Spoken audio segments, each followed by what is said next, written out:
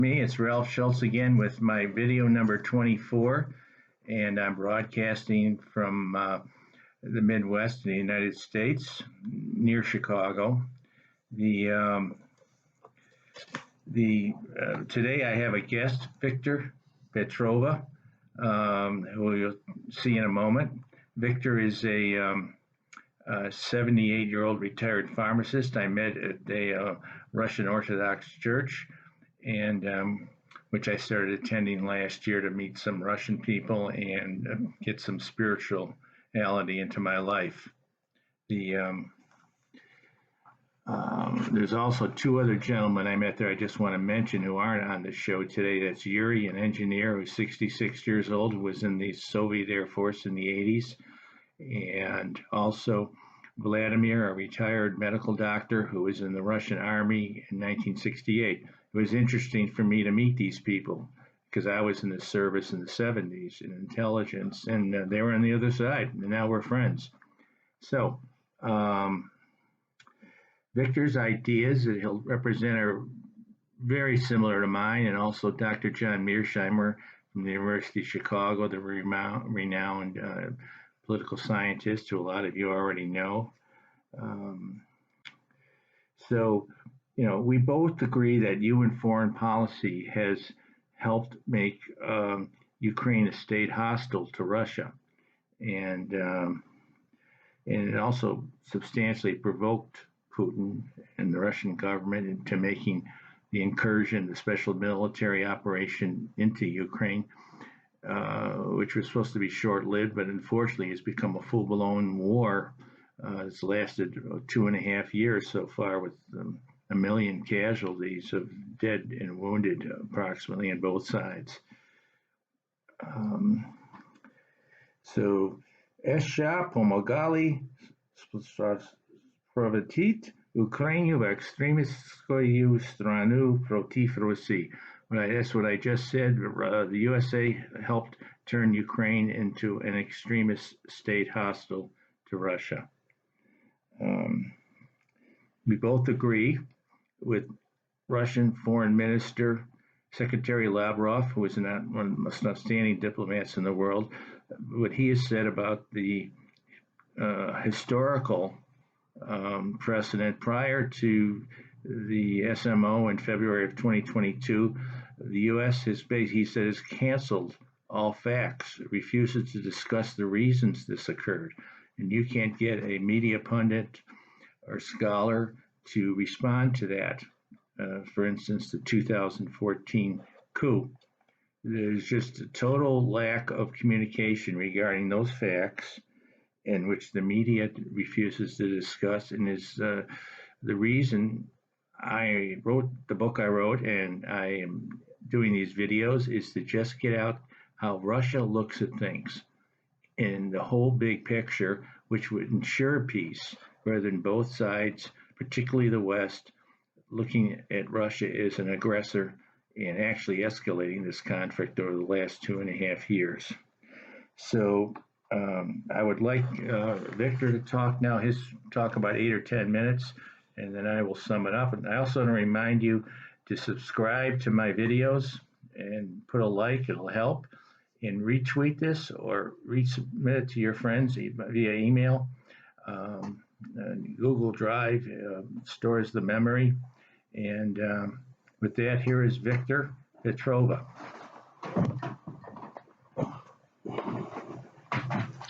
Thank you, Ralph, for inviting me. There you go. I want to be sure you're in there good, Victor. Okay. Victor is not a professional broadcaster either, so. I do have my thoughts on paper here that I will present. I want to do this in more of a discussion rather than a lecture. Dobry wieczór, dobry dzień, z приветствием. I want to do a disclaimer that the views expressed by me are my own and not any living animal, vegetable, or creature living under the sea. I'm amazed that Ralph and I grew up in different circumstances, but were able to connect using this format. About 6 months ago, I was thinking of contacting members of Congress about the events in Ukraine, but I realized how difficult it would be. Sending hundreds of emails by mail would take a lot of time and money. And in the end, would there be a result? As Colonel Douglas Macgregor, former Marine, I believe, or Army. He's an Army colonel. Or Army colonel. In the first Iraq War, he's a tank commander. Said that Washington, D.C. is like a swamp where everyone is disconnected from the rest of the country. Why am I doing this podcast? I have several points I want to make. My first is a safety concern. Would I be would I be able to be put on the FBI watch list? Could I be attacked just for my thoughts and my freedom of speech? I remember one incident that occurred at the church when conflict, the invasion of Ukraine started. Two Ukrainians came to church. I wasn't there. And I think they wanted to cause trouble. But fortunately, we did not have a Russian priest at the time.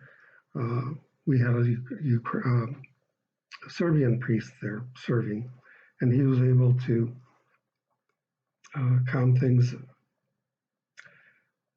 The second issue, there was a food store that used the name Russian in its name. And these Ukrainians came and had them change the name of the store to European Food Store. Another issue is people living in Latvia have to pass a language test or else be deported no matter what their age. Another concern I have, and another reason for doing this podcast, is my disappointment with our news media and our government officials. I grew up when I was a child hearing the Soviet Union was a threat, the evil empire. Khrushchev was a dictator. And I'm tired of hearing lies and half-truths today. One lie is that Putin does not want to negotiate peace all these years. But in fact, Putin has been proposing a peace treaty since 2014. They were called Minsk I and Minsk II. The second lie that I keep hearing is, what is Putin's end game? It's to take Ukraine and conquer all of Europe. And that is why the West is to help Zelensky. Putin wants to revive the old Soviet Union. But as Einstein said, one of the things that remain constant in life is change. When I started watching Russian state TV, my view of Russia changed. My views further changed, especially when the war in Ukraine started, thanks to podcasts on YouTube and people like Scott Ritter, Colonel Douglas Macgregor, Professor Mearsheimer, Oliver Stone, Jeffrey Sachs, Lena Petrova. This one is hard to pronounce. Nima Alkorshit. He's in the Netherlands. Dmitry Orlov and others. Thirdly, I want to say that it hurts me to hear my friends say that Putin is evil, a dictator. Einstein said the one thing that is constant in the universe is change. The Soviet Union died some 30 years ago. It is now no more the Soviet Union, but it is now Russia. And Russia, as a friend of mine put it, is a managed democracy. Their democracy includes a president, a Supreme Court, a parliament, much like England, with two houses, upper and lower houses. My friends are living in the past. They say that the American Revolution was about freedom and democracy. My friends say that in Ukraine, they are fighting for freedom and democracy. The question I pose to them is, Whose democracy are they talking about? My friends in the US media are like Rip Van Winkle. They woke up on February 2022. They would hear that Russia invaded Ukraine and that Russia is the aggressor. Zelensky is fighting for freedom and democracy, when in reality, he is doing the opposite. I should just insert a comment here that one of the reasons Zelensky became president is because he vowed to end the war in Ukraine. And so the previous president, Poroshenko, lost based on that statement and that platform. Can I add something? Yes. This is what I heard in several internet commentaries, and I look at reliable ones, that Zelensky was threatened by a high-ranking Ukrainian military officer to, here we go, to that he might be killed if he tried to make peace with Russia. This was in 2 months after he was elected. Was that 2019? And so he has become quite a colorful individual who is stubborn. And he may be stubborn because he's being influenced by powers behind the scenes. So that's all I have to say, Victor. Go ahead. Yeah, a puppet of the West, as someone put it. Things that he did, like under his administration, the Rada has to approve everything, making Ukrainian the only official language, as one British citizen married to a Ukrainian woman and living in Crimea said he doesn't understand why Ukrainian would be the only official language when 90% of the people speak Russian. In fact, Zelensky speaks very poor Ukrainian, as someone told me, but he speaks very excellent Russian. So to continue, as I said, under Zelensky, Russian schools were closed, Russian radio and 4 TV stations went off the air. Russian films were converted into Ukrainian. They destroyed a lot of Soviet monuments. What kind of democracy is Zelensky talking about? These acts of oppression and suppression led Donetsk and Lugansk, those 2 provinces in the eastern part of Ukraine, to declare independence from Ukraine and form a militia to defend themselves from Zelensky's aggression. As a result of this declaration of independence, Kyiv fired the first shot. I'll give you a little more detail later. They not only fought the militia, but also bombed innocent civilians and children. It was only after 8 years of fighting and over 15,000 people died that Putin asked the Russian parliament to deploy troops to Ukraine and stop the bloodshed. You could make an argument that Russia did not invade Ukraine proper, but entered the independent countries of Donetsk and Lugansk to liberate them from this oppression. You want to make a comment about the CIA? Yes, just quickly. I'll just lean over like this, keep it informal.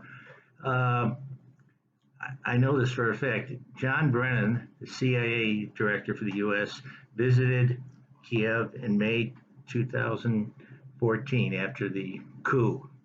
And in June, Petroshenko, the newly elected president, made a comment that Donbass region, I call them the rebels, were in for a nasty surprise. Later that month, into June, that's when the Ukraine basically attacked Donbass, and they fired a lot of artillery shells from outside of town, the edge into the city, and killed a lot of civilians, because that's the direction the shells were firing. If you fired outward, where the rebels were from the city centers, you would be hitting villages and small pockets of pasture. So there you go. Yeah, Russia doesn't fire missiles that make U-turns. Let me say one other quick thing. Sorry. I saw this on the internet, a real picture, okay. A woman in Donetsk, Her apartment building had been hit by a Ukrainian artillery shell. She was lying on the ground, dying. One leg had been ripped off, and somebody was handing her a cell phone so she could call her daughter before she passed out and died. So that's what's happened there. Just to let you know, gals and gals. Go ahead, Victor. It's all yours. Yeah, I like to use the analogy of Rip Van Winkle. Many of you know that he slept, 40 years or so, woke up. Well, in this case, I'd like to apply it to Ukraine. If you were Rip Van Winkle and woke up in April 2014, you would see that the regime in Kyiv began oppressing the culture and language by closing Russian schools, radio, TV stations, and also outlawing maybe up to 20 political parties. Discrimination. When the local people took control of the government house in Donetsk and Lugansk, Kyiv reacted by sending forces. The first troops from Kyiv arrived in tanks days later, hungry and thirsty and tired. The local people fed them and housed them. These soldiers didn't fight, but they began to question their role. They asked themselves, why should I fight my own brothers? When Kyiv heard this, they sent another group several months later, launching the official military operation. This group was composed of the Azov and the Right Sector. On their uniforms were Nazi symbols. Their attitude was, a good Russian is a dead Russian.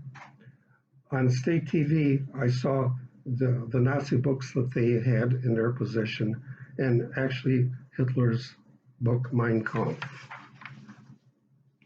You know, for every action, there's a reaction. One reaction in either, I think it was Lugansk, not Donetsk, 17 former veterans of the Afghan war formed a group, a militia, to resist the invasion by Kyiv. From 2014 to 2023, during this period, over 15,000 people were killed, most of them civilians and children. I believe over 500 children. One tactic forces of Kyiv used was to park their tanks in front of apartment buildings, and their soldiers fired from the apartments, making it difficult for the Russians to return fire, because it's an international convention that you're not supposed to fire at apartment buildings. From 2014 to 2023, Lugansk and Donetsk petitioned Putin to become part of Russia, but Putin refused. He pushed for the adoption of the Minsk I and Minsk II agreements. And in those documents, one condition was that they were to be part of Ukraine, but would be guaranteed democracy and the right to speak their own language. I have a map of how divided the country is and was. Unfortunately, it's going to be a mirror image. But down at the bottom, where it's dark red, that's Crimea. To the left, that dark red, that's those provinces of Donetsk and Lugansk. And to the far right, that dark blue, that used to be part of Poland. And they voted heavily for the non-Russian candidate for president. And of course, this group here, they voted for Yanukovych, the Russian candidate. But this is how divided the country is. In the middle, those are people that voted either way. As I mentioned, the western part of Ukraine was part of Poland. What side is it? Pardon? Is it on the right hand or left side? Well, there'll be, this is a mirror image, so it'll be, Is it on your right hand or western side? It'd be this part here. It's backwards because of the technical Yeah. issue. Yeah, we didn't think about that. So let's see, where was I?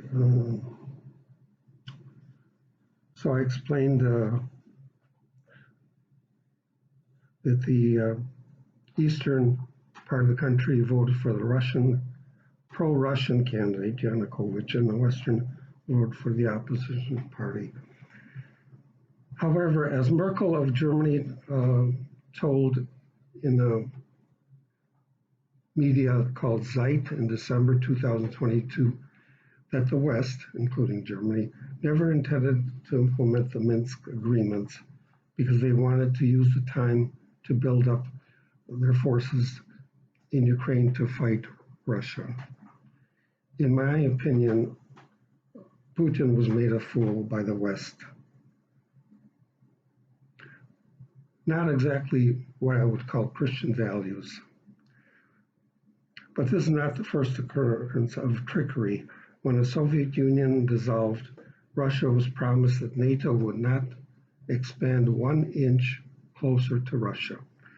But as you see in the several years that have passed, NATO absorbed Albania, Bulgaria, Hungary, Poland, and the Czech Republic, Slovakia, Romania, Lithuania, Latvia, and Estonia. So when it came time to include Ukraine as part of NATO, Putin got nervous. How would you react if the US had Russian bases in Cuba or in Mexico? So as I said before, by 2023, over 15,000 died, and Putin said enough is enough. He petitioned both upper and lower houses of the Russian parliament to send forces to Donetsk and Lugansk, and both houses unanimously, that's over 402, approved the operation. The question remains, whose democracy should be protected? Lugansk and Donetsk want the freedom to speak Russian as they have for centuries, but Kyiv is denying this, making Ukraine the only official language. Zelensky has said Russia is the aggressor, but it is his forces who fired the first shot in 2014. The West totally ignores this. It is Kyiv who is the aggressor. If Kyiv is not the aggressor, and Zelensky is just a puppet, then who might it be? If you were to view Oliver Stone's 2 videos released several years ago, Ukraine on Fire and Revealing Ukraine, both available on Amazon Prime, you would learn America's role in Europe. In the first video, Oliver Stone tells about a Ukrainian who fought on the side of Germany in World War II. His name is Stefan Bandera. His group is responsible for the murder of Jews, Gypsies, Russians, and his own Ukrainians. And Ralph, you add that he also killed a Polish population. Yeah, I wanted to just interject here as a reminder, quickly, this is less than a minute. Stephen Bandera is a hero of Ukraine now, and he was a former Nazi. That's just a fact in the 1940s. He created militias in a resistance to the German invasion, and he turned sides and joined the Germans and fought the Soviet army. And he created 2 Wehrmacht German army battalions. That's a total of 1,600 troops of Ukrainian people that were cleanup troops. They kept order behind the lines, and they were responsible for at least the massacre of 150,000 Poles, Jews, and even Ukrainians who were favorable to the Soviets. And his statues now are all over the Ukraine. Lenin statues have all been taken down, and it's really a disgrace. And this is the government that the U.S. is sponsoring to do its bidding. And nobody knows this. Turn on MSNBC or even Fox News, you're not going to hear a word of this. In fact, you'd be cut off. Um, so what we need to also realize is Western Ukraine and Lvov have been part of Poland for centuries. Poland and Russia split Ukraine in half in 1656. And the Galicia has been part of Poland. That's the far western corner of Ukraine. And the Austro-Hungarian Empire also um, controlled a chunk of the western part of Ukraine. And a lot of those Ukrainians over there, Ukrainians by nationhood, but by ethnicity, there's a huge amount of Polish blood, Austrian, Hungarian, and Romanian. That population is really Central European, as Lvov is considered to be a Central European city in terms of its architecture versus the more Russian style in Kiev and in Donetsk and so on in Kharkov. So just keep that in mind. Um, the Western Ukrainians infiltrated the psychology of the state to create a state hostile to Russia, just as they were 70 years ago. And they're not Nazis per se, but they have Nazi-like ideas, and they aren't against the Jews, at least now, but the Russians are the object of their hatred, which is a terrible thing. And so here we go, Victor. I said my little spiel. It's not the first time I've said it. I'm done. So to continue, the U.S. government continued to sponsor NGOs, non-government organizations, to help people like Bandera because they were anti-Soviet. After World War II, our agencies continued these activities up to 2014. That is the year when a democratically elected president, Yanukovych, was overthrown by a coup called Maidan.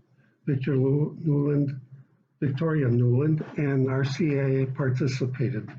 I believe it was Nuland that said that if there were 100 casualties in this uprising, that the U.S. could intervene. I believe somebody in the CIA recruited some Georgian snipers to shoot, and they killed over 100 not only innocent people, but also police. Could you say that the U.S. is a real aggressor? How could this conflict end? Look at the history of the area.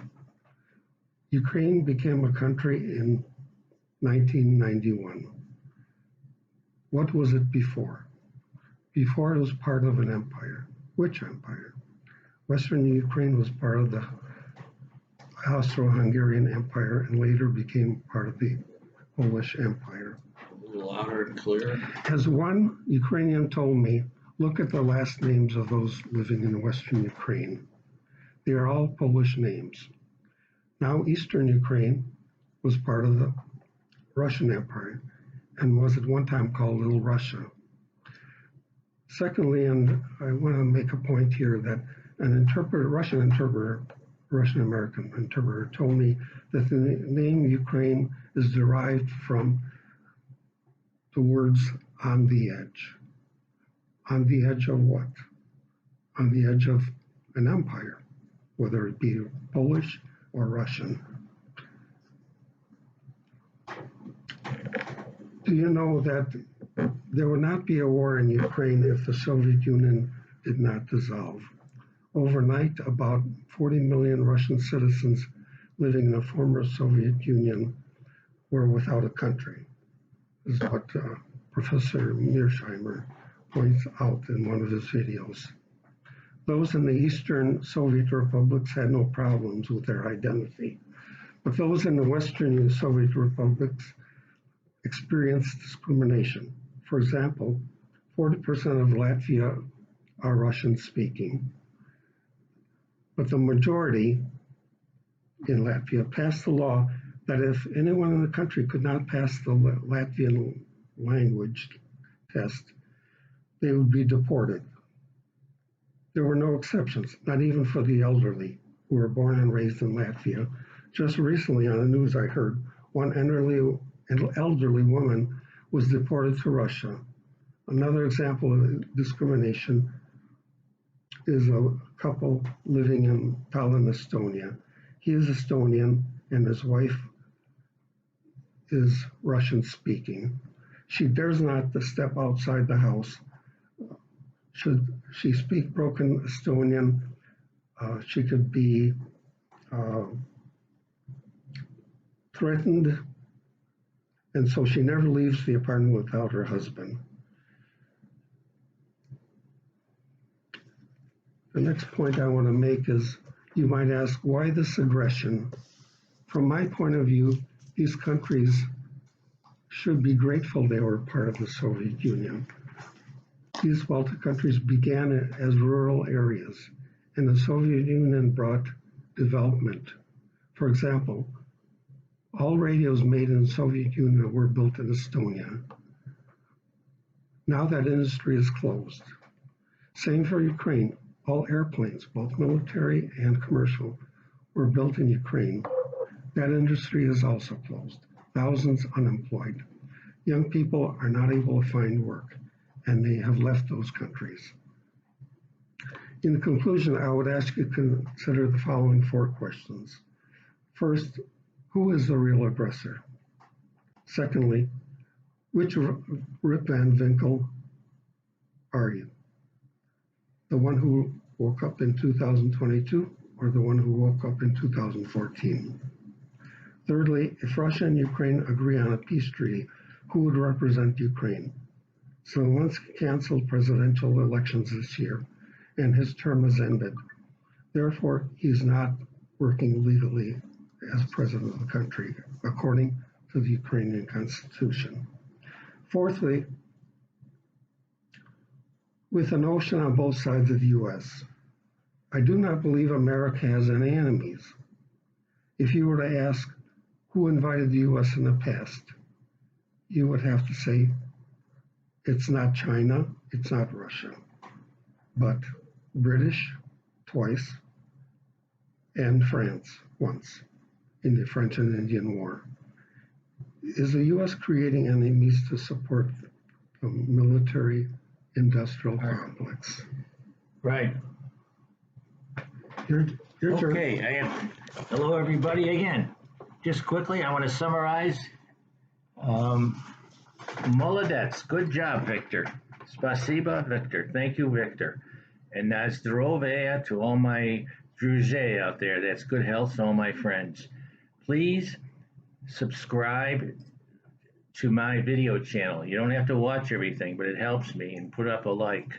And send this to your friends and colleagues. You can forward this via email or do it through Twitter. And it's on Google Drive, so it doesn't use up any space in your computer. So with that, I'll say good day, Dobre Dane. And it's been a great, thank you for listening. And remember, we're not professional podcasters. We're the average people who don't get a say in anything. Victor? If they have any questions, is there a link that... Well, I'll tell you, my email is starstream7@hotmail.com. It's STARSTREAM numeral 7@hotmail.com. Feel free to write me, and we can exchange phone numbers if you want, and I'll put you in touch with Victor as well. We could do another video answering your questions. Right. We can do more. We can do some shorter, briefer ones on specific points. And I may put on a couple other Russian people here from town. So thank you very much. Good day.